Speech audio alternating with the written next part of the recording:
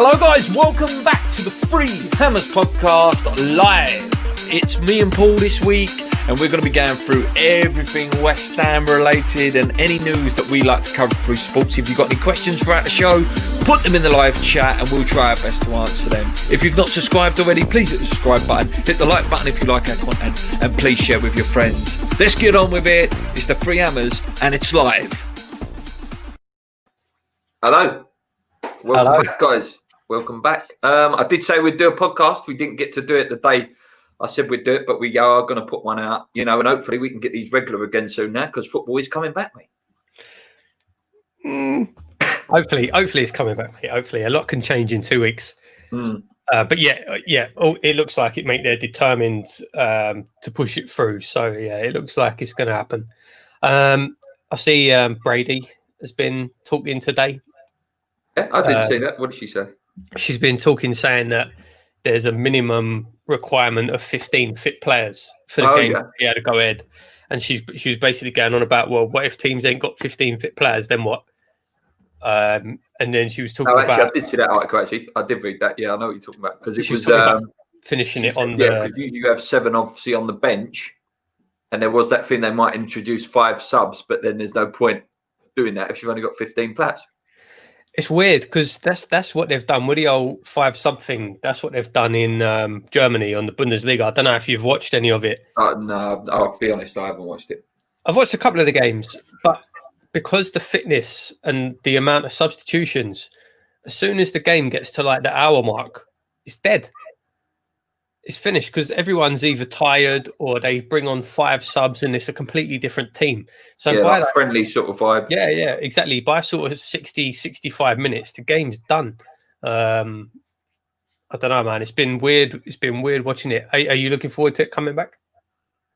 I've missed sport, football, and I said it on my other show, boxing as well. Obviously, I've missed any sport like that. But from a West Ham fan perspective, no, I'm not at all.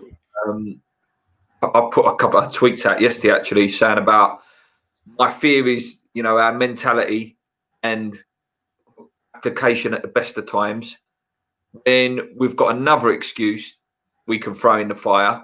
It's because the players can't adapt to there being no fans. Or the players were worried about this. The players can't adapt to this. The players are not fit yet. I don't know, West Ham over the years have just been use an excuse to get out of anything. And I think, I don't know, mate. For me, I think we go down as well. I do. I honestly do think we go down.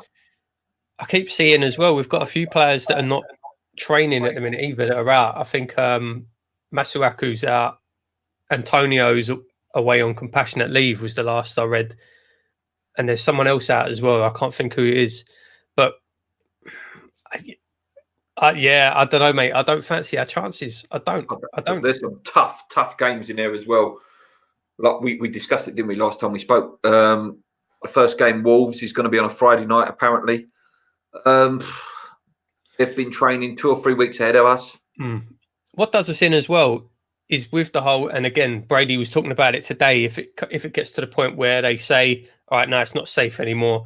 A lot of people were saying this is all, they want to get Liverpool's first couple of games in as soon as possible, let them win the title, and then they can end it. And if they want to scrap it, they could scrap it then, yeah. But if that's true, and if they end up doing that, then you get in a situation where a team like West Ham, we've got hard games in that first run of games. What if we end up playing 2-3 games, lose all 3, drop into the bottom 3, and then they say, yep, that's the end of the season, and we get relegated? Whereas if we'd have had the chance to play the rest of the games, which were technically easier, we might have got out of it. Political. Yeah. Do you know what I mean? I can see there being a lot of lawsuits. I think no matter what happens, whoever goes down, whatever 3 clubs go down, you're going to see lawsuits. And then what about the rest of the thing that they have to sign from what that Brady article, mate, because I did read it. I think it sounds like they're going to made to sign a thing of if it stops, it will go down to points per game. West Ham go down on that as well. It's so harsh. How can you to go down like that? Is so harsh. Really harsh, mate. And then what if? So again, in that situation, if they say that, okay, you have to sign up for this. I don't know why the bottom 6 clubs would sign that. So what happens if they say, no, I'm not signing it? I don't know, mate. I don't know. What my fear is as well. Again, I see a couple of, I think TalkSport were talking about as well. So if West Ham were a mid-table at the moment and there's no risk of qualifying for anything or no risk of going down, why would you put out your best 11? Then you've got that political thing then of, so I don't know, Aston Villa, for example, that are down there and Norwich that's down there could play, I don't know, a mid-table. I'm trying to fit some mid-table teams at me, like, I don't know, Newcastle, someone like that. Just pluck a team out of the air. They could just play a team, and then again, that's the integrity gone. Yeah, same with Liverpool as well, mate. When Liverpool inevitably win the league, they're just going to go Champions League. We're just going to. Oh no, they're not going to. Exactly, they're not going to play their main players, and if they do, they're going to play at half pace. It's going to be training games, especially without the crowd and all the rest of it and the atmosphere. I will say. Again, like I say, I've watched a few of the Bundesliga games, and I have to say they've been better standard than I expected, because I thought they would just be sort of kickabouts. I suppose at the end of the day, these are really competitive professionals. They do want to win, but it's not the same, man. The atmosphere is not there. It is like watching a pre-season friendly, but maybe half a step up. Do you know what I mean? Yeah. So I don't know. Really, really difficult to know how it's going to go when and if it comes back. Like I say, a couple of weeks, a lot can change. Yeah, definitely, mate. Like it's nice. The players have had a bit of a rest, though. Like Rice have played a lot of football over the last 2 years. Someone like Antonio, who's constantly rushed back, has had a chance to have like an 8 to 10 week rest now. And apparently Jack Wilshere is fit. To keep saying, there's some big change. There's some big things that might help us. There are. To be fair, that's something I saw as well. A few people saying that with players, like, because it's not going to be that pressure cooker atmosphere in the stadium with the fans and all the rest of it. Some players might actually thrive off that. So, like, if the game's played at a slower tempo, that's going to benefit players like Jack Wilshere. He could end up shining for the end of the season. Players maybe like Felipe Anderson, take that pressure off him, take that weight off his shoulders from the fans. He could really come into his own again. Yeah, I don't know. I'm very nervous, though. I'm very, very nervous. I'm very nervous. I'll tell you one thing I haven't seen, and I'm pretty sure it is still running, and I know there's been a couple of comments saying that a few other people have been watching the Bundesliga as well. I haven't seen VAR yet in the Bundesliga. In these behind closed doors games, and I'm pretty sure that it is still running. Yeah. I haven't actually seen it used yet. I don't know if it has been, but there's been a lot. I was looking. I was saying, see if anyone out there is gamble. If you like a bet, yellow cards are the value bet at the minute. Was it not yesterday? The day before yesterday, there were 14 yellow cards in the first half across 5 games.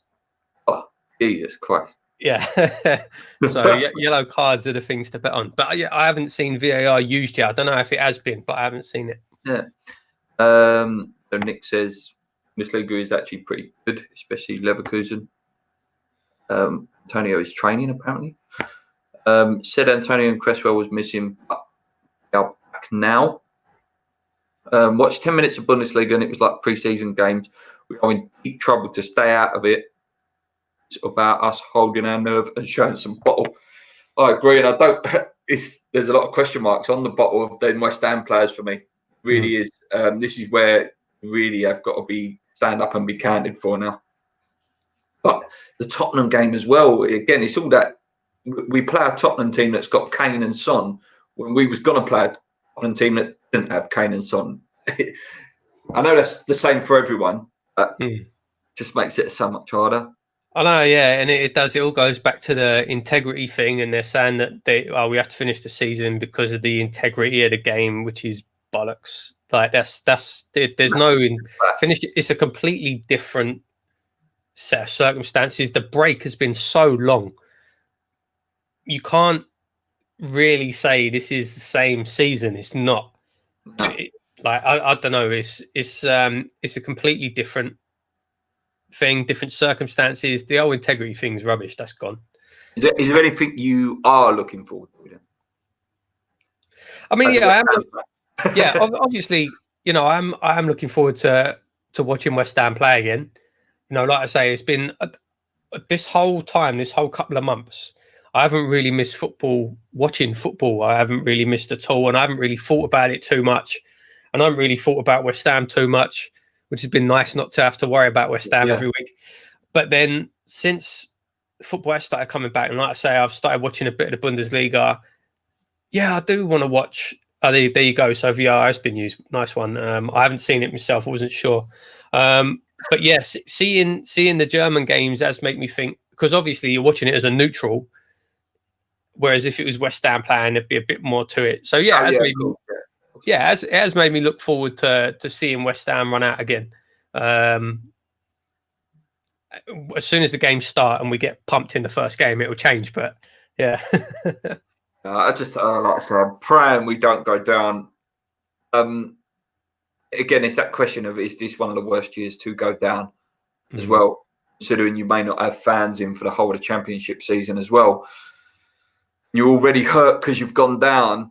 You're hurt because you've lost a lot of players, and then you've got to try and rebuild and mentally they're ready to compete in one of the hardest leagues in the world, the championship. And I don't know, are West Ham capable of that? And if David Moyes was still in charge, if we go down, do you think that man has the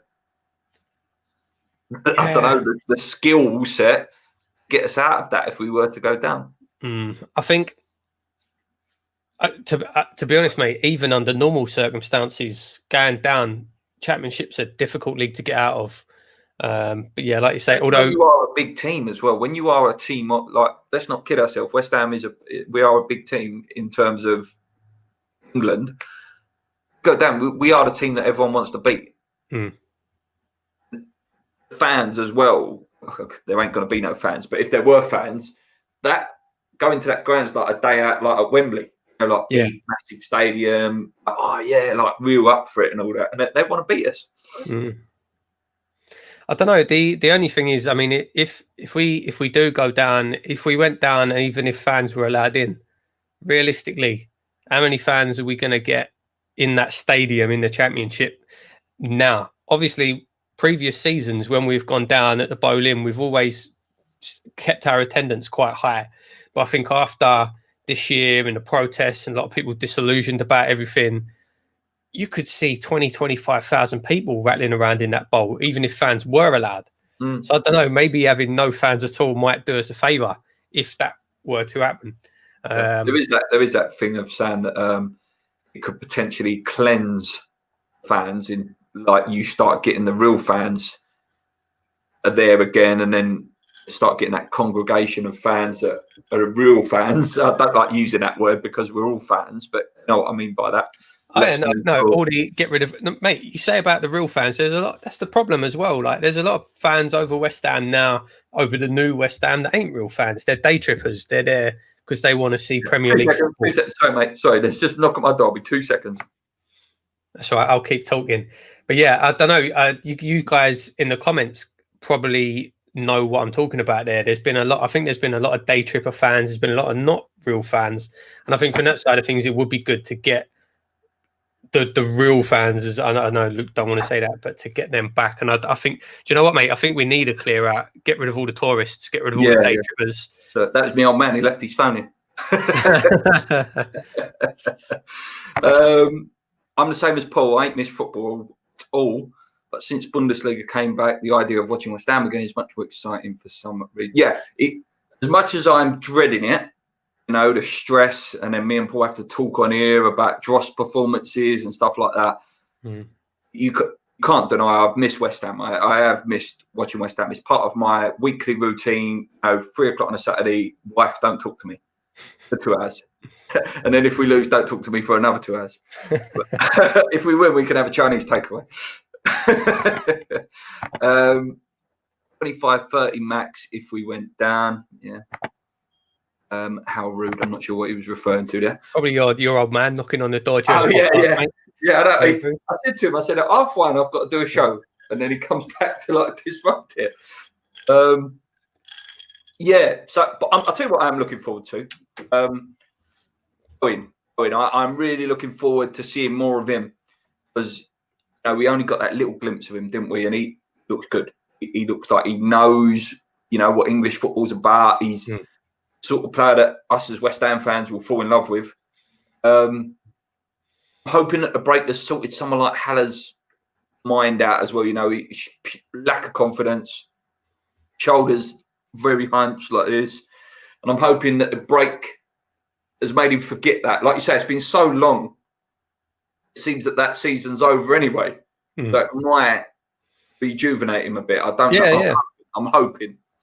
Sort of fresh start. Yeah, absolutely.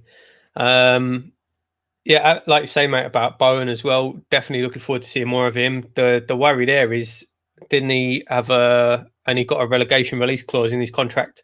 So if we do go down, we might not see him for long. Oh, mate, it'd be heartbreaking, mate. That's one thing I will say. I don't know. I'm assuming that Moyes wanted Bowen, and that's one thing I will say. If we do go down, and if Moyes stays as manager, which I think he probably will, if we did go down,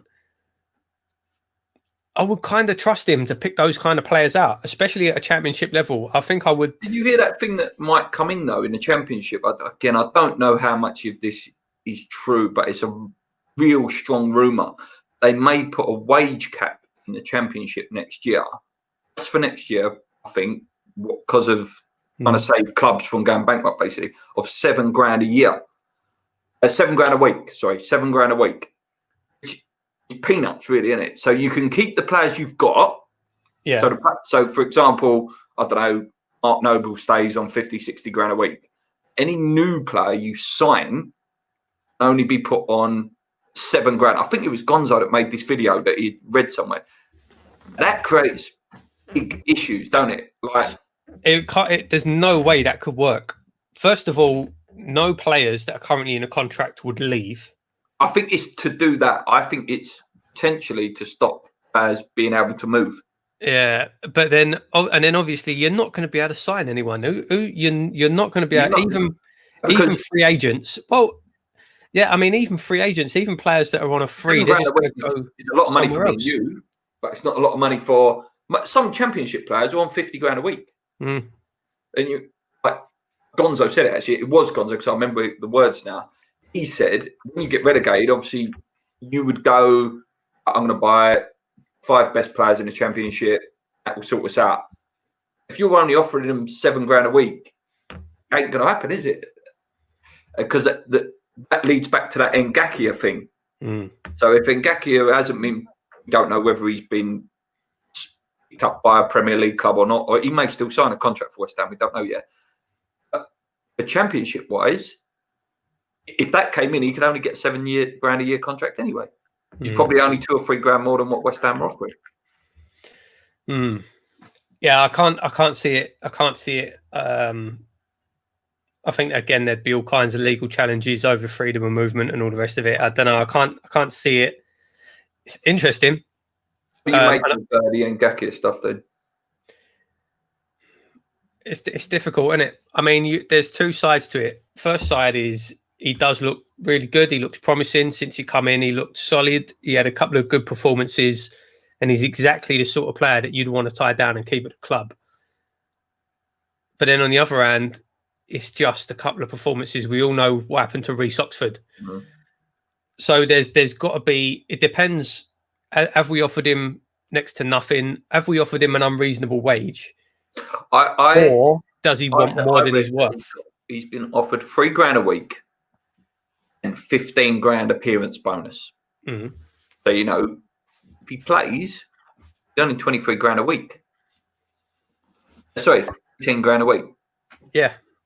And I think that's a fair wage for that's more than a fair wage for him. And I think that's a fair way of doing it. And then there was there's obviously, increments in there where it's like after 15 games, appearance bonus goes up to $20,000, or this goes up to 5 and your appearance goes up to this. So eventually you would earn, $40,000 a week after about 30 games. I mean, if it is something like that, that seems fair. I mean, you don't know if he has been offered a contract by another Premier League club, what they've offered him. You don't know how much we have really offered him. I don't know. There's a lot of stuff we don't know there. Obviously, I'd like to keep him, but if he left, the argument. This is a great argument that I read. So, say you was put on $3,000 a week, and your appearance bonus $50,000, $20,000 a week, and there's no guarantee that the season kicks off in September. You're just earning $3,000 a week, $3,000 a week, $3,000 a week. I know it's a hell of a lot of money for someone like me. Oh, poor same, that's terrible. He can't put no food on the table, nothing. Oh, I feel bad for him. I'll send him some Asda's round. Yeah. Maybe that's in his head a little bit as well. You know? Maybe. I mean, there is a lot of uncertainty at the minute. And, you know, if I was a player right now, I'd be trying to get as big a contract as possible because you don't know what's going to happen in the next few years. There's going to probably be a massive recession. I'm sure money's going to come back. If there's no fans allowed to go to the stadiums, not a massive hit, but the clubs will take a hit. The TV money's probably going to be lower. So yeah, those big contracts are going to go quiet for a little while, I think. Unless you're a superstar. I'm talking Mbappe's, Neymar's and Haaland's and people like that. But from those elite, like top 20 players in the world, I don't think you're going to get them massive, like $300,000 a week ones for a while now. No. Again, that makes it hard to sell as well because you don't want to price yourself either. Do you know, like someone like Diop? But I'll ask you it as well, mate. Like for me, I wouldn't mind if Diop was to go, but again, you've got to have the right price. What is the right price in today's market? That's the thing. If you're talking 6 months, 12 months ago, you're talking 60, 70 million for an Issa Diop. In 6 months to a year's time, he might be worth 20 million. I don't know, mate. It's difficult. My mindset is very much we need to, if it means selling Anderson and Diop and Declan Rice stays, I'm prepared to do that. I was manager of West Ham. What about you? The thing is the likes of, Anderson, definitely, if we can get the best out of him again, he's a player that's not, you know, the age he's at. I like him a lot. Yeah, but I mean, like the age that he's at, where he's at in his career, he's probably going to stay a few years if he gets his form back. Whereas the likes of, if you start saying as a club, if you start saying, right, we'll sell this one and this one and this one so we can keep Rice, that's only going to last a year. And then next year, you're going to have the same again. Yeah. All right, we'll sell this one and this one and this one. Maybe we'll keep him for another year. He's going to go eventually. Yeah, he's going to go within the next 2 years. So I think you've got to weigh it up, haven't you? You know, do you want a year out of Declan Rice, or do you want potentially a good 2-3 years out of a Diop and an Anderson? I think it's all about, with Declan Rice, it's the timing, isn't it? I hate referring to Tottenham on this channel, but you know, you look, they sold Modric, they sold a Bale. And those two together was what, 150 million, I think, just those two players. From that, they've been able to build something. There've been some really bad signings they've made, but they've also, from that, I think they was able to get like Christian Eriksen in, Toby Alderweireld, Vertonghen's and people like that, and they've built a real solid team over the last sort of 8 years of Bale leaving, haven't they? And if we can get there and be patient and wait for like 100 million or 80 million plus for Declan Rice, then I'd say, okay, yeah, he could go. It's a lot of money for West Ham. 80 million is a lot of money. It's sad, but I'll be gutted when he leaves. It doesn't have to go, but at some point he will go, and he will. We've spoke about this before. He's still a young lad. You know, he could easily stay at West Ham for another 4 years, 5 years, and then go on. But you know, from his point of view, you've got to think about injuries. You've got to think about, there's all kinds of stuff you've got to think about. I understand it. And he wants to be playing at the top level. You never know, mate. Maybe West Ham will end up in that top level and we'll be able to keep these sort of players. I don't know. No, I think this pandemic has just lengthened the time that Golden Sullivan will be at the club now, mate. So I think the price of the club would have been reduced now. and they won't be getting much back on their investment. And I think we might be stuck with them a little bit longer now. Yeah. It's a very depressing show today, isn't it? Especially when football's meant to be coming back. I've been going West Ham nearly 30 years, and you get day tripper fans of other clubs at the stadium and many season ticket holders and choose there, which they didn't realise as much at Upton Park. Yeah. I think Jeremy will re-sign on a basic with performance-based rises. I don't think the club are being extra aware after giving deals out to players. Yeah, like the Reece Oxford. I think the Reece Oxford has scared them really, and it's can't get too excited of a player after 2 or 3 games, like you were saying just a minute ago, mate. Yeah. Charlie says, realistically, Ngakia wouldn't leave unless he was certain he could get a contract somewhere else more than the one Sullivan is offering. This is why you shouldn't leave contract stuff so late. Agree. Anything else West Ham wise, mate? I've noticed we're linked with that Barcelona right back that we was linked with a couple of years ago, that Musa Wagyu. Is that his name? Wagyu? Yeah. Yeah, good luck with that. I think he's supposed to be one of the brightest prospects. Play though, doesn't he? Because that's Semedo plays. Yeah, but he's still very young. I think he's supposed to be like a real prospect. He'd probably have much better options than West Ham, I would have thought. Yeah. I'm trying to think some other players we're linked with. Bakayoko, Chelsea, former Chelsea guy. Was in the Sun, if you read that terrible paper. He'd be good for us. It would be good for us, yeah. He'd be good. He's sort of rejuvenated his career a little bit. Season at AC Milan, season at Monaco. Obviously, he's had a great season at Monaco. Again, and that's the thing of, if we were to sell Rice, you bought in a Bakayoko, you're thinking, okay, that's fair enough. That's fair dues. Yeah, I haven't really, to be honest, mate, I haven't really been thinking about football all that much the last couple of months. So I haven't really been keeping up with the news. And the thing is as well, I've been sort of ignoring it anyway, because I don't think there is any news at the minute, but the papers have to write about something. So they're just picking stuff out of the air. So I haven't really paid too much attention to all that, to be honest with you. Yeah, that's saying as well. I don't know if they have. I haven't seen anything. If they've even started speaking about what happens with player contracts, what happens with a transfer window. Yeah, I think they can sign temporary, like rolling month contracts. Again, is a player have to sign it? There's you can't force somebody to sign an extension. Yeah, like Willian, obviously he will sign rolling because he's a Chelsea player, and obviously he won't want to leave tarnished.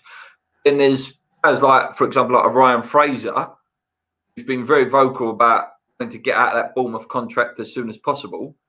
You think, nah, mate, you're all right. I'm not signing, because then you can force me to play to a certain extent or fine me. Yeah, it's messy. Like I said, I don't know. I haven't really seen anything about that. And as I say, the transfer window, and then is the transfer window going to line up with European clubs? And I don't know. The more you start thinking about it actually coming back, the more questions it raises. Then, like the kits, when does a kit deal actually run out? Obviously we have got Umbro for another year, I believe. Again, like usually, West Ham start releasing the shirts within about the next sort of 3 weeks, usually about mid-June, end of June, and then you sort of... We're normally one of the last, unfortunately. Yeah, and obviously it's a big kit this year as well. Like you're saying, 125th anniversary kit it'll be this year. There's a lot of questions. Very interesting stuff. Just reading here. Anything else here? Nothing really that exciting. I say I'd just to mention it on here, because obviously we spoke about it the other day about another shirt sponsor going bust. Yeah. So just in case anyone's not aware, our brand new shiny sleeve sponsor, Bassett and Gold, have gone into administration. Brilliant. West Ham have got such good form for sponsors, haven't we? It's just a kiss of death. No sponsor for a year. XL Airways went out of business. There was another one, I think, as well. Didn't the other arm sponsor go out of business as well? Was the other arm sponsor before Bassett and Gold? I can't even remember who that was, mate. I can't remember who it was now. I'm sure Even that you even had the likes of Betway get a record fine. Yeah. This year as well. Well done, Karen Brady. Fantastic business. Yeah. Tell you what, we can discuss for a little bit, because I'm going on a show. A guy called My 11, I think it is. A lot of West Ham YouTubers have been doing some stuff with this guy. Maybe you can help me out, mate, with some of the ideas for players. Obviously, it's who you've seen. So I can't be plucking out Bobby Moores and Trevor Brookins and Billy Bonds, which is your obvious ones. I've got an idea of who I want and what my team is going to look like. It's 4-1-3-2. There's a big list of players. So if I sort of run through it, so for me, well, I would say, why don't we just go, rather than just saying what your team is, because then there's no point in you going on this guy's video. No. We won't reveal the team. Okay, yeah, all right. Why don't we just say a selection of players that we could have in our possible team? Yeah. Yeah. I don't want to spoil the show for him. Yeah. So like goalkeepers. There's a lot, mate. We've had a lot of good goalkeepers. Or may not be in my team. So I'll list off the goalkeepers I've seen, and obviously you would have seen them as well. So we can go right back to Ludo for probably my first goalkeeper that I remember.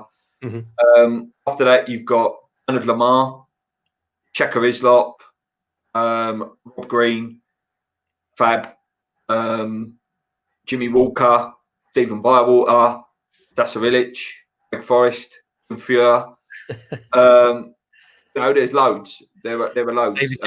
Roberto, Adrian, Randolph. Do you know, we have had a lot of good goalkeepers over the years, mate. I mean, if you, like I say, even just to list off the likes of, that's the guy whose show I'm going on Friday. So if you think about the likes of Fabianski, Rob Green, David James, McCloskey, Shaka Islop, like we've had, that's one position. I think that West Ham in our time, apart from Roberto, but in our time, I think we've been good. We've had good goalkeepers. We've had solid goalkeepers generally throughout the years. I think that's really strong. Beyond that, you go before Ludo as well. Phil Parks and people like that. It's been quite a good position for us. Yeah, that's one where it's difficult. I'm not going on the show, so I can talk about who goes in my team. And I don't know. I'm sort of. We spoke about this between about 2 or 3. I'm swayed between about 2 or 3. Obviously, with that, I can name the 3 that I'm swayed with. Obviously, it's Fabianski, because he's been amazing. He's been an incredible goalkeeper for us over the last couple of years, and I know that's just because it's fresh in memory. Rob Green is massive for me, because he was just sensational. That year we stayed up, he was just ridiculous, and Ian Day did get himself up to England goalkeeper as well. I didn't see enough of Ludo as a kid, to really remember like his impact on. I think your one, mate, which you're probably going to say is Shaka. Brilliant, mate. He was a brilliant goalie. Before, because he got injured, didn't he? Before broke his leg, before that injury, he was phenomenal goalkeeper. I like Shaka a lot, but it's even then, like you say, the more you think about it, it's difficult. It's a really difficult position to pick. Really difficult. Like I did like Jimmy Walker as well. I know that was Championship. He was a good goalie. He's solid goalie. Like I say, I'm playing a slightly different formation, so we'll just discuss as in general, to be honest. So, like in terms of right backs, if we moved on, I know we did this a few years ago, didn't we? It's a good conversation we can have for half hour. Right backs, mate. Again, in our lifetime, we got Lucas Neal, Sebastian Schemmel, Steve Potts, Lionel, Mr. Champions League. I like Scaloni. Apart from that one mistake. Yeah. Demel, Ravzan Rat. I think he was a right back, wasn't he? Or was he a left back Rat? I can't remember. Rat was left back. Do you know what? I was watching. I forgot all about Guy Demel, and then I was watching the. He was quite good. He was really good, mate. I was watching on YouTube. West Ham they showed the playoff final, and Colton Cole was doing the commentary for it, talking about it. And at the end of the game, Guy Demel, I think actually went off injured, and Colton Cole was talking about him, saying that he was really funny, but he's like just an absolute unit, and he was a really good player. You know, right back's another one we've had some problem area though as well that we had for a long, long time, didn't we? Obviously, Carl Jenkinson was good that year. Was there? I mean, you could think like. I mean, been our right back for was that right back for 2 years? Yeah, I mean Glenn Johnson, but obviously not at the club for too long. Oh man, there's just I don't know. There's some good players there as well. As I say, I did say the other day. I think for me, I'll probably put Steve Potts there for me for right back. He was more of a. At that time, we played three at the back, I believe, that during that time, wing back. So he was more of a left-sided centre back, wasn't he, than a left back? But right back. Yeah, he was. Solid though. He's a legend, Davey. Like I say, I really liked Lucas Neal when he was there. Lucas Neal was fantastic. Brilliant captain. Really leader. Guy Demel was good as well. Schimmel was a one-season wonder, but what a one-season wonder. Do you know what I mean? He was fantastic, weren't he? He's too old, but there's no denying in terms of his Premier League class. Zabaleta is a great right back, and he gets in many people's last team of the Premier League decade, in terms of 2010 to 2020. Most people pick him at right back. So, maybe not in a West Ham shirt, but it's definitely an argument in terms of how good he was as a player. I'm trying to think, is there anyone else that we've missed? Probably. He was a left back when I'm thinking Fabian Deprella. Yeah. Centre half, everyone was really annoyed when we sold him, but then he just completely disappeared. Yeah. And I'm going to mention one here, mate, in centre backs, right? I really like this guy. He doesn't go in my team. Manuel Da Costa, mate. I like Da Costa as well. Yeah, Da Costa. I think he's still playing. Yeah, no, I think he is still playing. Yeah, he came up on FIFA the other day. Actually, I've got him in a pack on FIFA. Can't remember what team he plays for. Some of the centre backs, man, like a Da Costa, like a Hanu Tahinen. Yeah, Hayden Fox. Hayden Fox. Yeah. I mean, more famous for his escapades in nightclubs than his West Ham career. I mean, Hanu Tinian, mate, he was playing Man United game. Di Canio scored. Hanu Tinian, guy you were referring to, he played game at Old Trafford when Di Canio scored that goal. He was centre back that day. He was good. I don't know what happened to him. He was good. What happened to him? He was another. I'm pretty sure he was another one where he was. He might have even been on loan. I can't remember, but he definitely. I'm sure he was a short-term contract. Actually, I'd love to know where he went. And we didn't hold on to him. I'm pretty sure we could have kept him, but we didn't. Hanu Tinian, Finnish footballer, 43 now. There we go. He went to Anderlecht and played 101 games and finished his career at Zurich in 2010. Yeah. There you go. But yeah, he was quite a good, solid player. He only played 8 times for us, apparently. Feels like it was more. But there you go. Yeah, and then I think we've had some really good centre backs and some really bad centre backs. Pogatetz, Roger Johnson. I've got a really bad right back. Just quickly back on that, Gary Charles. Jesus Christ, that geezer was awful. He was awful. Centre back wise, Ian Pearce, man, a really forgotten centre back. He was fantastic. He was on the verge of the England team at one point. And again, another one. He got some really funny injury. Just didn't see him again. Yeah. Got a great goal against Spurs as well. Look that up on YouTube, guys, after this video. Type in Ian Pearce versus Spurs. wonder goal. Trying to fit as well. Igor Stimac, I say him all the time. One of the best centre backs I've seen at West Ham. He's graceful, true Croatian, hard man. Lovely passer of the ball as well.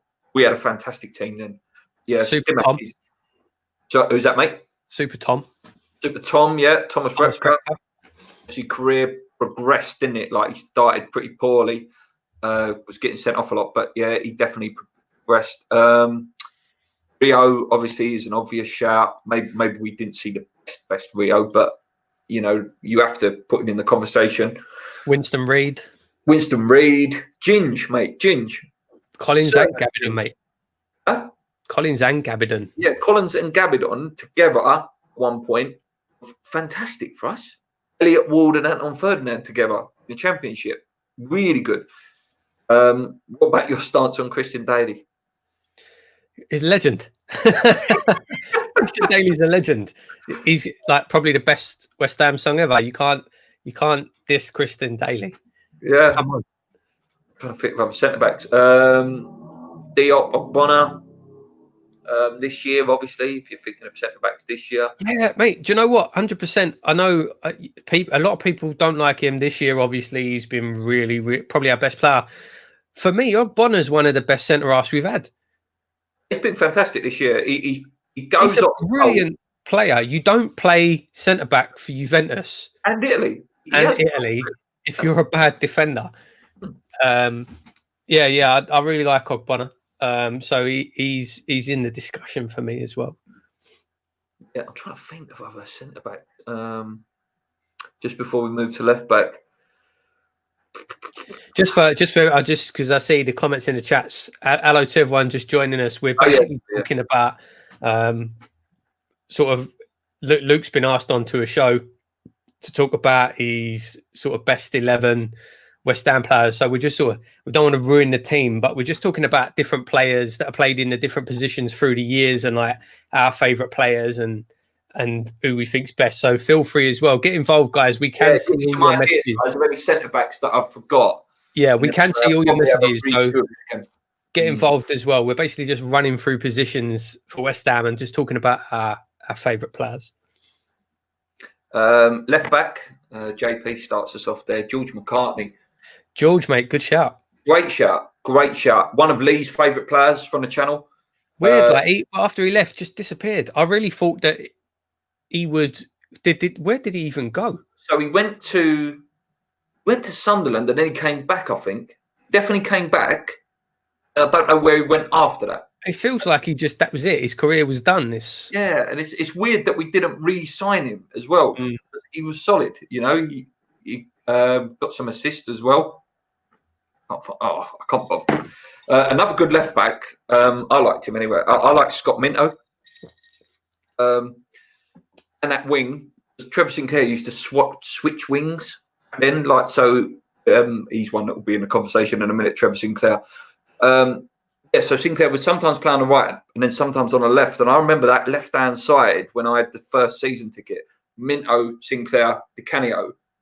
Their link-up play, those three, and that wing was unbelievable. The way them used to link up. Left back now, Cresswell. You know, he has shown good stuff. I always think he's shy in the tackle for me. Yeah, he 100%. Since obviously he had that really bad injury, he hasn't really been the same since Cresswell. I feel like he sort of shies out of challenges. He doesn't really make tackles anymore, which is a shame. I think it kind of ruined him a bit. Massively, just our other current left back, obviously massively divisive, Masuaku. I'm a big Masuaku fan. I know a lot of people slate him, a lot of people don't like him. Not as a defender. He's not great. I think he could be an amazing left winger if he improved his delivery a little bit. Probably the best dribbler at the club. But I really like Masuaku. Little players like that. I just little cult players like that. I just like. I'm trying to think. A goal scorer in an FA Cup final. Paul Konchesky, mate. Konchesky, yeah, great shout. Big West Ham fan as well. First year he was fantastic. He got in the England team. And then again, typical like any West Ham player, any England team, and then their career just go. I remember it. He played against Argentina. I think it was Old Trafford. After that game, just weren't the same left back. Just weren't the same. Probably, obviously, we've got Julian Dix. Yeah, that goes back to Julian. Obviously. Julian is an icon. He's an icon, Julian. But another, for me, Stuart Pearce. Yeah, mate. There was an era. We'll talk more Stuart in a minute, but there was an era where we had some world class, like we're top Nigel Winterburn, Stuart Pearce, Chrissy Powell, left backs, Rufus Brevitt as well. Who I used to love as well, left back. Stuart Pearce he didn't just like get. It's not that he gets West Ham; he gets football. Yeah, he gets football fan. Just absolute passion. Yeah, yeah. The geezer was 37 years old when he was playing for West Ham. He still had the influence. He still had the fear factor. You know that like boxer thing where it's like, well, I've got to come up against Stuart Pearce here. He was fantastic for us, Stuart Pearce. He was a proper hard man as well. Oh well, a name's just been put in the chat there. I've completely forgot about him. I see it. Yeah, Joey O'Brien. Yeah, definitely, mate. Jonathan Spector. Specs. Come on. Mate. Where would you even Spector though as a position? Where do you even put him? He's not really a defender. He's more of a midfielder. Yeah, I think. Because when he scored them 2 goals against Man United, he was playing in midfield, wasn't he? Charlie also says McCartney has only ever played for West Ham, Sunderland, and Leeds. With Paul, he's a winger and played out of position. Ian Pearce, JP, you might have missed that, mate. Ian Pearce, one of my best defenders that I've seen at West Ham. Like I say, injuries sort of ruined his career a little bit, didn't it? Yeah, like Nigel Winterburn. Remember him scoring a great goal against Leeds. Chrissy Powell was a good left back. Trying to think other left back. Who was the left back before Cresswell then? That would have been McCartney, wouldn't it? Probably. And then before McCartney. Yeah, no, there is, again, it's tough, man. Any really bad ones then? Little young Stevie Potts. What was his name? What was Steve Potts' son's name? Dan Potts. Dan Potts. He did really well on point as well. Yeah. Then he had that really bad injury at Arsenal while I was there. He got knocked out, and then he weren't the same, was he? Yeah. Okay, then moving into that midfield area, I need some names. We'll go with a CDM then. We'll call it a CDM, you know, the modern position, the position everyone wants to play. You have to put in, God rest his soul, Mark Vivian Foe. You have to put him in. Maybe we didn't see what he was really about. But, you know, there's a thing that always sticks in my mind with Mark Vivian Foe. He played that ball to Trevor Sinclair, Foe to Sinclair, Di Canio. Do you know what I mean? Like, and it just, that sticks in my mind. And I think with Foe, I think what it was is he was before his time. I think if he was playing now, everyone needs a player like that, you know, who can spread the ball, physical, dominant midfield. And I think fans then didn't appreciate that position then. That's what it is for me.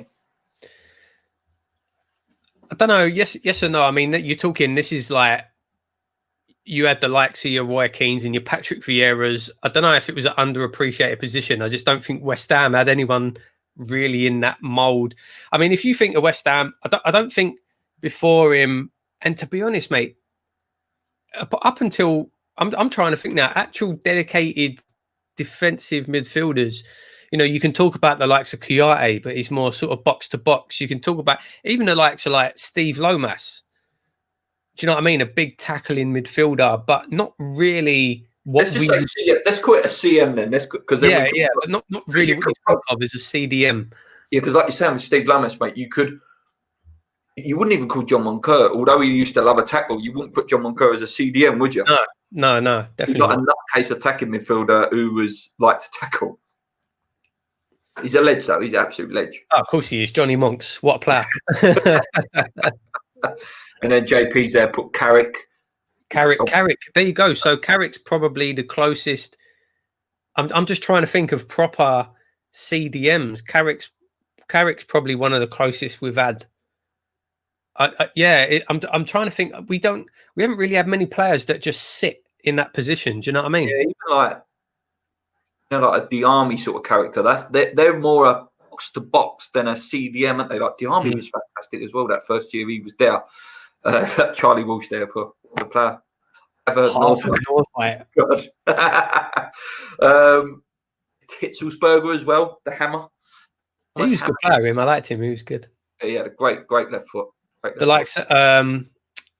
Kovacs. Radislav Kovac, shocking player.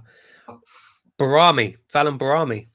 I liked him. I did like him. Him and Jack, when Jack Collinson was for his bad injury, them two, the energy levels that they offered us was unreal. JP, you've said the name that I've got to say in a minute, and I will go on to him. But yeah, Barami and Collinson, unreal. Other CMs we've not mentioned, mate, Frank Lampard. You know, you've got to put him in the conversation, whether whatever however he left West Ham and stuff, you know, scoring midfielder. Yeah. Fat Frank, Mark, obviously. Mark. No, he said Mark, but I will put it up because Super Scotty, mate. For me, one of, you know, take out Paolo and stuff like that. One of my favourite players. Yes, there is the question marks over him, you know, leaving to Tottenham of all clubs. My God, what a player! What a player! 1 Player of the Year, 3 times Hammer of the Year. Only Billy Bonds and Trevor Booking's done that, I believe. Passion. If you're talking passion, this geezer was passion all over him. No, brilliant player, mate. Brilliant player. Absolutely carried West Ham. There's no doubt about it. Yeah, fantastic player, fantastic captain, carried West Ham. But, and again, we spoke about this the other day, that leaving for Tottenham, if he had gone anywhere else, but he went to Tottenham, and I can't forgive him for that. I'll always appreciate what he done for West Ham. I'll always appreciate what a good player he was. Oh, for 3 years, mate, he carried the team.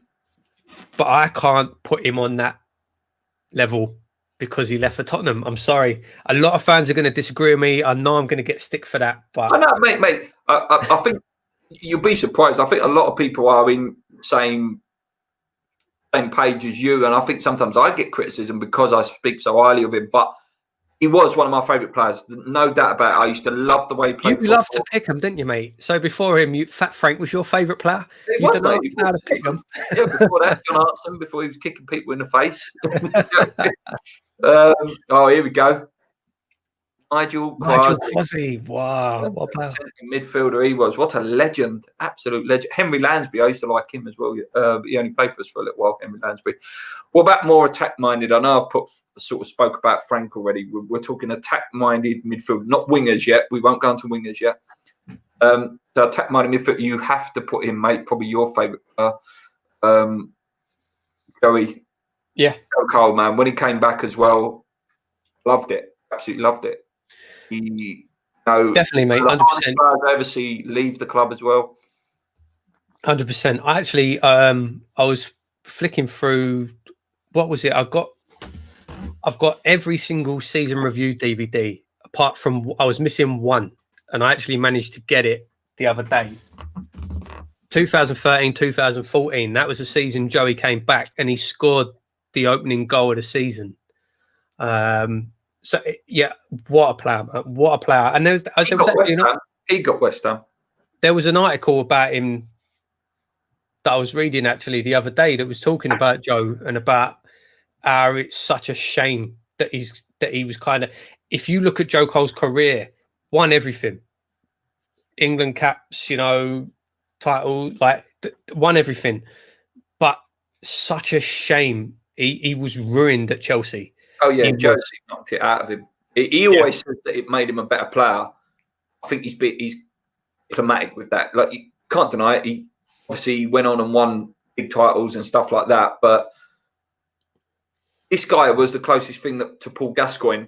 Oh mate, again in the article, the journalist is talking, and he said that they, even when he was a schoolboy, when Joey was a schoolboy, journalists were aware of this kid and it was in them circles like, you've got to go and see this kid play. And they used to go and see him at schoolboy level. And this guy was saying it after like 5 minutes, it was clear he weren't just the best player on the team. He was on a different planet to these kids. His debut was there. I was there for his debut. Julian Dick scored against Swansea. Yeah, mate, I remember him. I think it might have been his first home game. What was his? Swansea came on. Swansea FA Cup game. He came on. I'm thinking it must be his league game. He played against Man United. He came off the bench. I'm sure it was against Man United. It was the first time I remember seeing him, and he took the piss. Yeah, mate. What a player! Yeah, 100%. Joey, probably definitely one of my all-time favourite West Ham players. There's no doubt about it. No doubt about it. A player that's just come in my mind there, and I hadn't even been thinking about him. Yossi Benayoun. What a player. Him and the other Israeli guy, Berkovic. Fantastic Israeli players that we've had.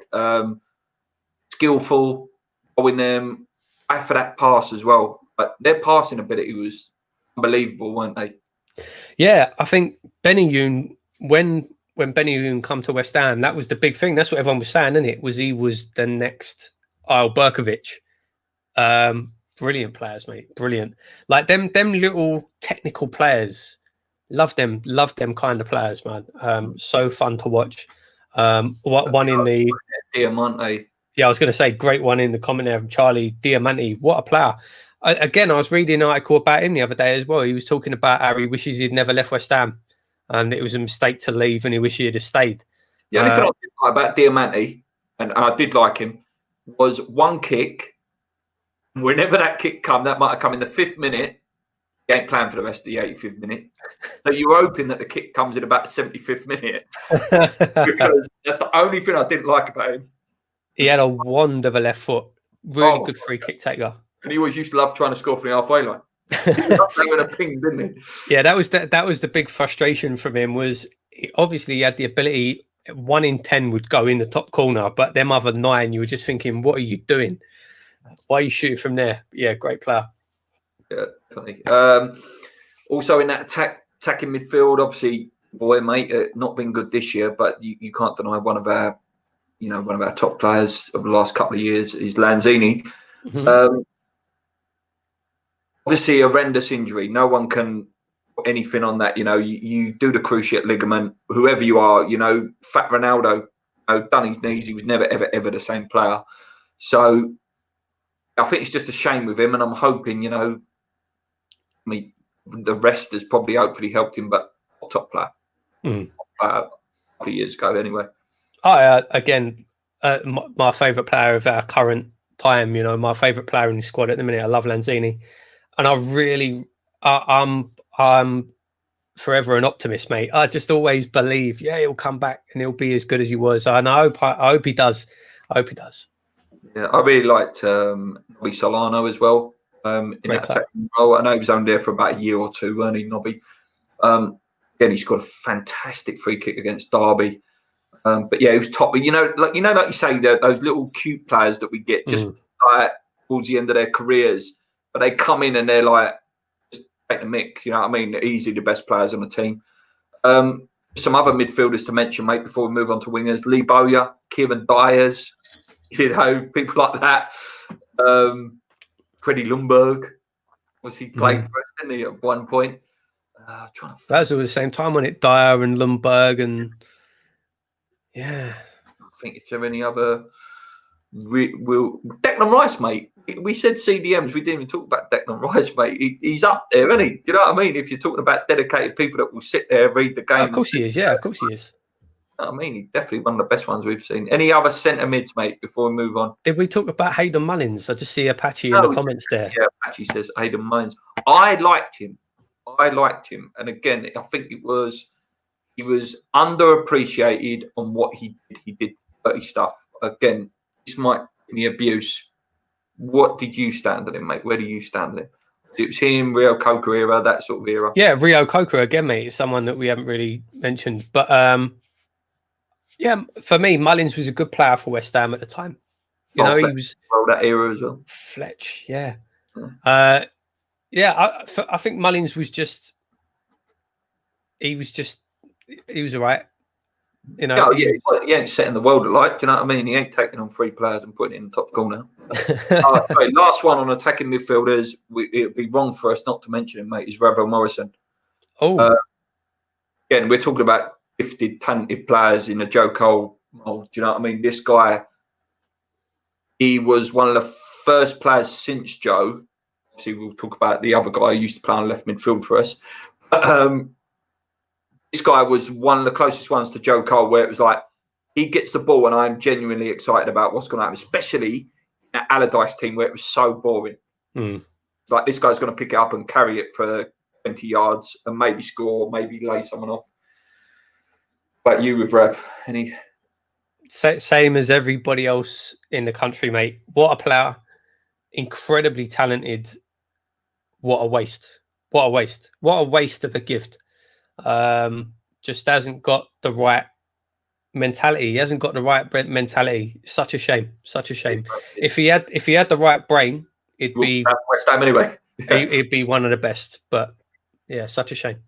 That's it, mate. Moving on to wingers, it can be right or left. I'm going to pluck an obscure name out first. Mark Keller, mate. French wizard. Wand of a right foot. Remember much about him? Yeah, I do. I have to say, not massively, but obviously I do remember him playing. I've just thought of another one actually as well, mate, on the other side. Stan Lazaridis. Oh, Stan. One of the best goals ever scored by a West Ham player, I think, against Newcastle.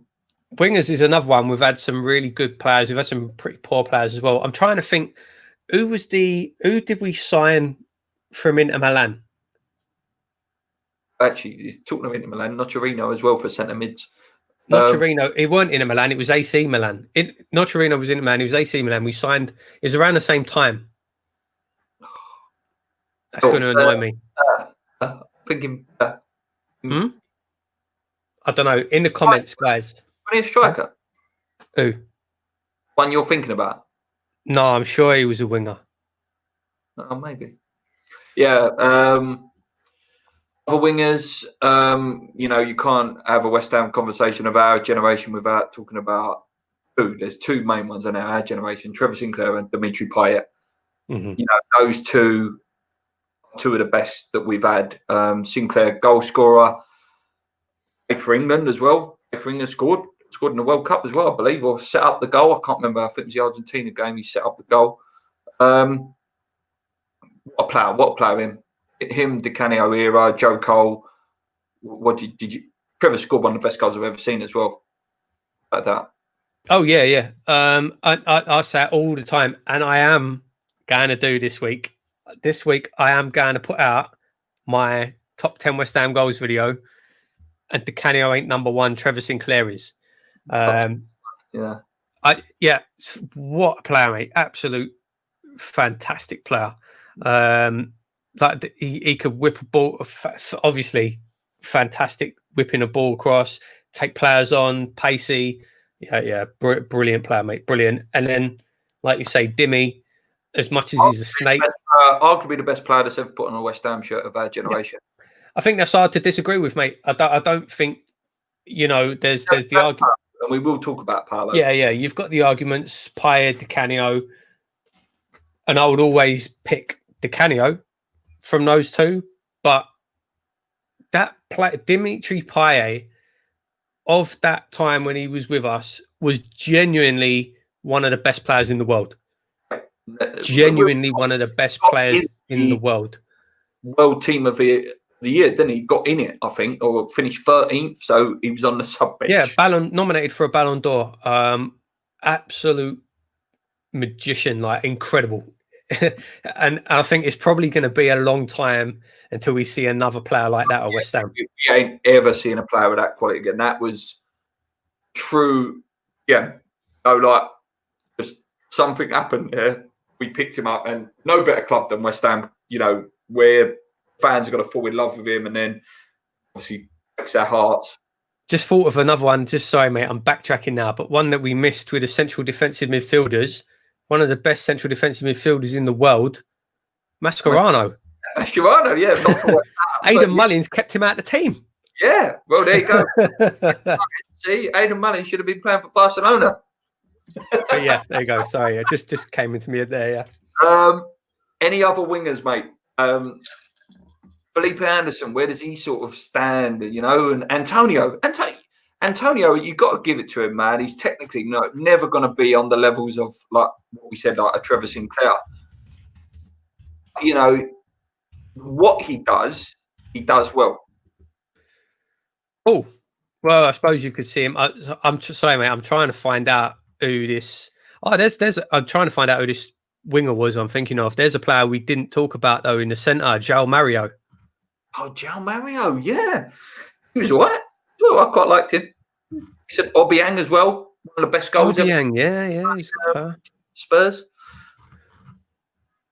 Nocerino was AC Milan, wasn't he?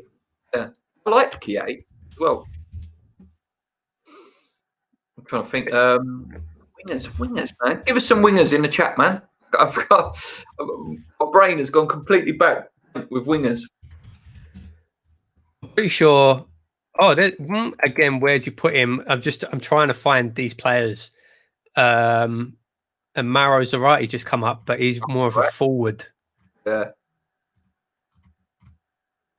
It's really gonna. There's a player midfielder that we haven't talked about, Pablo Fornals. Fornals, yeah, for this year, yeah, he looked like he was turning into a really good player, didn't he? He looks like he's turning into something a little bit special. Hey, Everton, there you go. There's a winger. Where do you stand with Matthew Everton? Oh, and that just made me think of another one at the same time. Everton Mark II. Everton was good, mate. He was a really good player for us. Really pacey. I think I went to playoff semi-final. Yeah, Everton was a really good player. Really good player. Had his issues off the pitch, obviously. But Everton was a good player. But no, that made me think of Mr. Matt Jarvis. Shocking. How he was a footballer, I don't know. Shocking player. An international, mate, you're talking about there. He's a joke of a player. Sorry, if there's any Matt Jarvis fans, what a joke of a player. Sorry. I've seen a good interview with him though. I think it was Gio actually on his chat, and they was talking about his crossing. Like, I think Gio did ask him, like, "Oh, you used to put in real high floaty crossing. It used to frustrate a lot of West Ham fans." And he said that was his instruction, apparently. To float him in. Yeah. I believe it because I do believe it because before he signed for West Ham, I think the whole reason Sam signed him was because he had the most crosses in the Championship, and that's why he signed him. And he could, I'm sure, he had the ability to whip them crosses in. But that it was, mate. Floaty cross, Matt Jarvis, shocking, and he never looked up.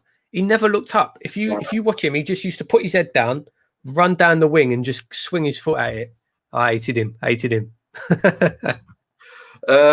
Luis Jimenez put in the chat there as a winger.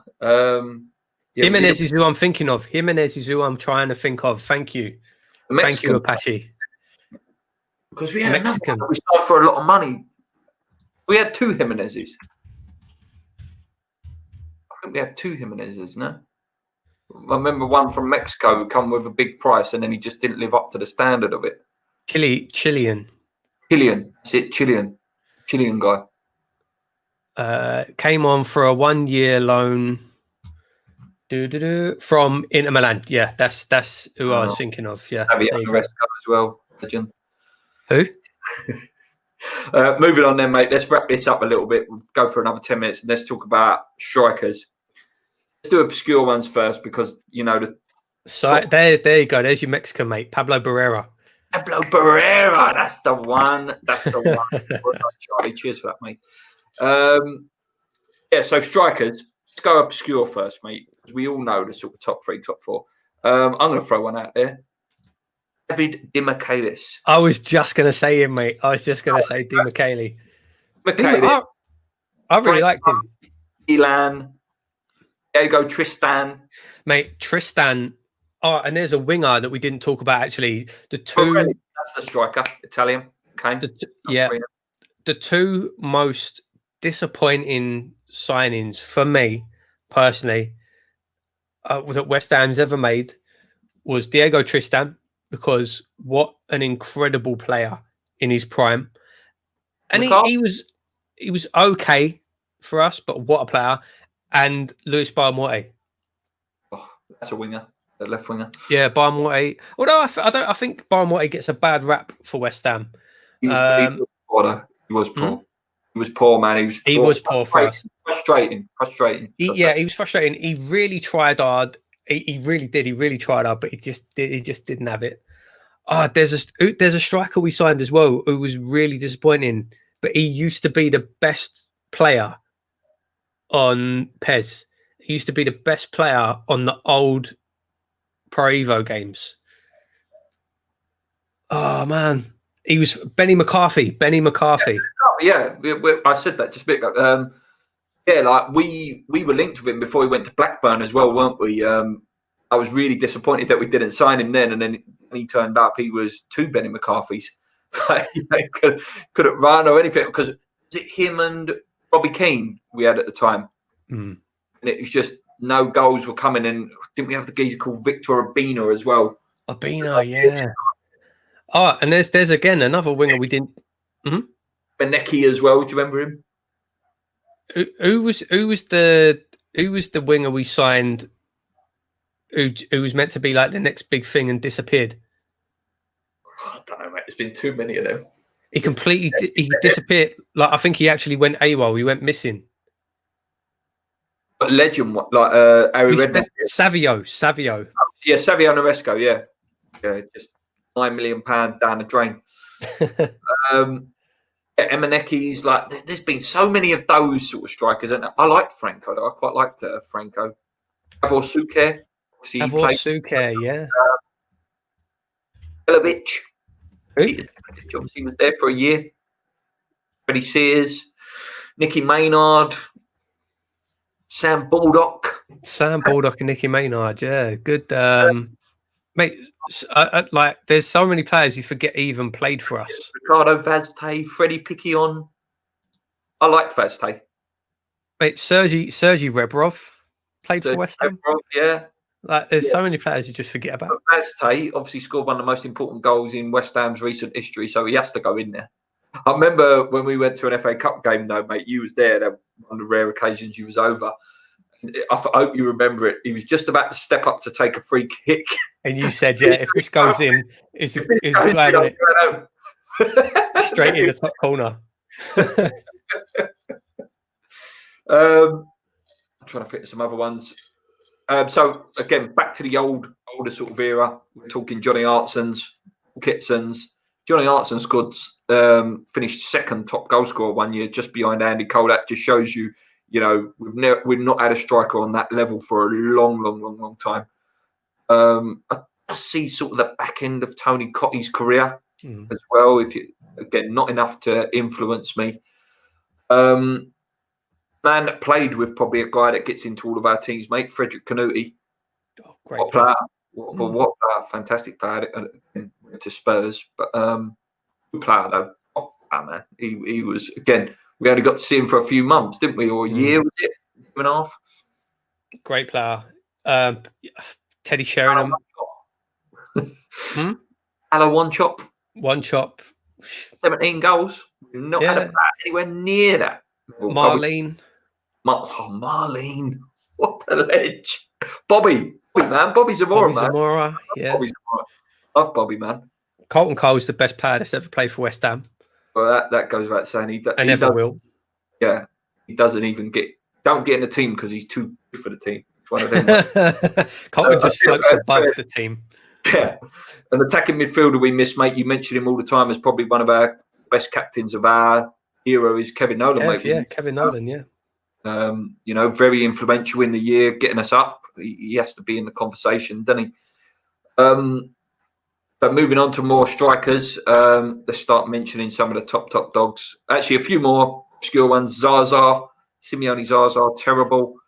Until we left. Yeah. Caleri, terrible. And that kind of disappointing. Javier Hernandez.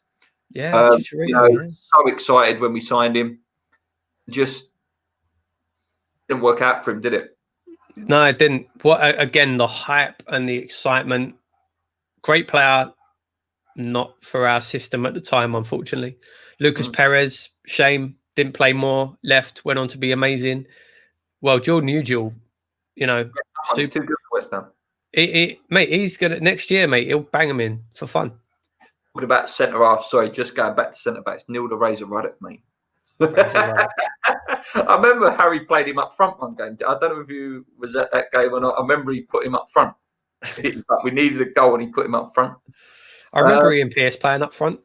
I don't remember Ruddock playing up front. That's a striker, Ian Pearce, actually. Yeah. Oh, here we go. Here's another one, mate, that many sometimes forget he did play for us, mate. Ian Wright. Ian Wright, yeah. Ian Wright. Played well for us as well. Played well for us, yeah, he did. He did play well for us, Ian Wright. I met him over the training ground. I remember meeting him. Good striker, mate. Bloody Premier League legend. Well, obviously, yeah. Do you know what I mean? So, you have to talk about him. He was a good player.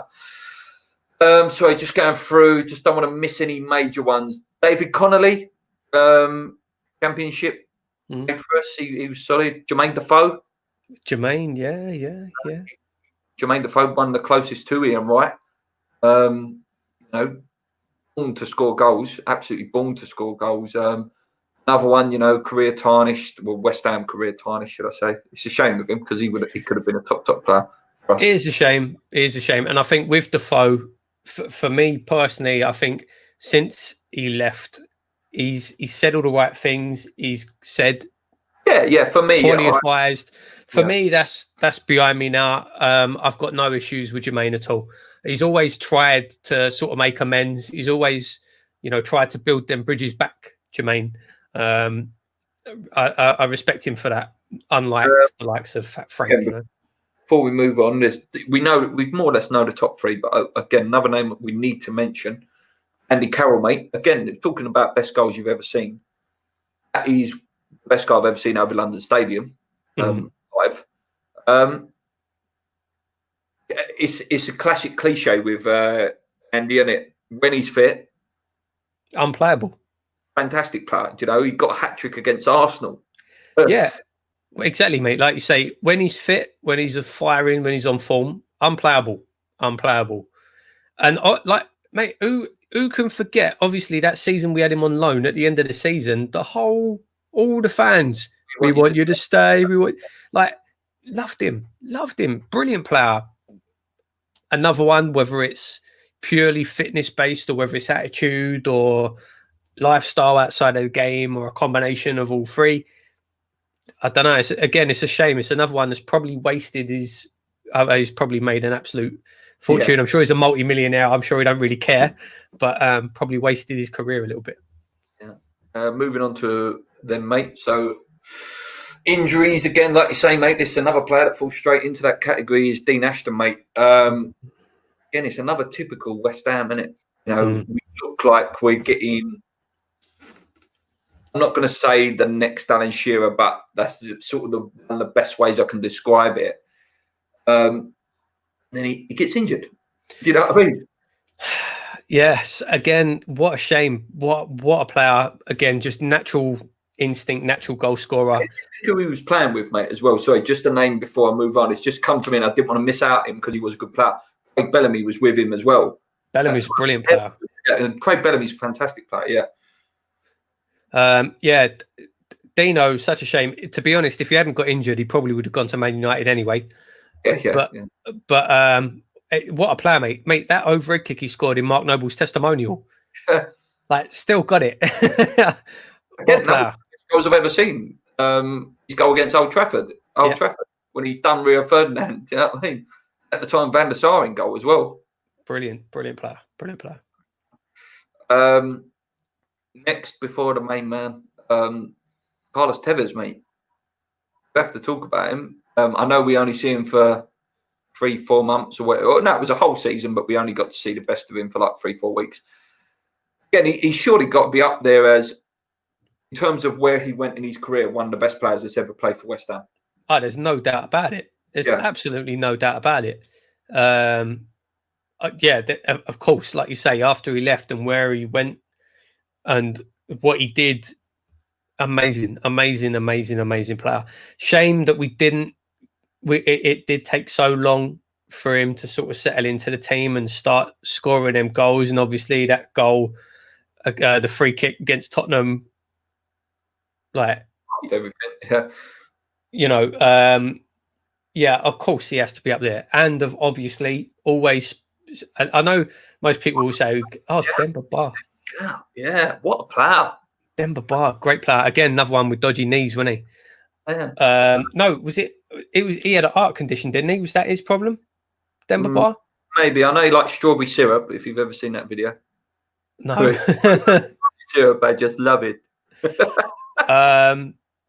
Yeah, Carlos, amazing. And then obviously you want to talk about main man number one, but what about Marko Arnautovic? Yeah, before we move on, listen, and Marko, mate, I again, you get excited during the season, and it's natural to big players up when they're there in the moment. Marko was very close to, for me, in terms of the style and the way he just used to float with the ball, no real natural pace. Great player. But again, it's a typical West Ham, isn't it? We love to fall in love with these players. He was a game changer. He was a player that was capable of winning a game on his own. Yeah, definitely. He was one of them players, again, that when he picked the ball up, he could just make something happen out of nothing. Brilliant player to watch. Fantastic ability. Another one, though, just attitude was just poor. Massive mercenary. Would you take him back, mate? 100%, mate. 100%. Start asking me, would I take Dimitri Payet back even at 34 years old? Yeah, I would. Yeah, I probably would as well. What about Haller? Where do you stand with him before we move on to the last one, mate? What? It's hard to talk about Haller because he's obviously, and it's been proven before he came to West Ham, he is a fantastic striker. He's a brilliant goal scorer. He's not. That's the problem with Haller. He's not Marko Arnautovic. He's not a player that's going to pick the ball up, take on four players and smash one in the top corner. He's not that type of player. Same as like Javier Hernandez. If you're going to sign a player like that, you have to play to his strengths. Build around the strengths. Yeah. If you're going to sign that kind of player, you've got to play to their strengths. You can't just expect them to do something they've never done in their career to all of a sudden just do it. He's not a lone man up front, isolated, going to take the ball with his back to goal. That's not what he is. He's a brilliant goal scorer, but he needs that interchange. And I think if we can get that, we'll see it. But I think he's probably going to be another one, mate, where he'll leave West Ham and he'll go on and have a fantastic career somewhere else. I agree.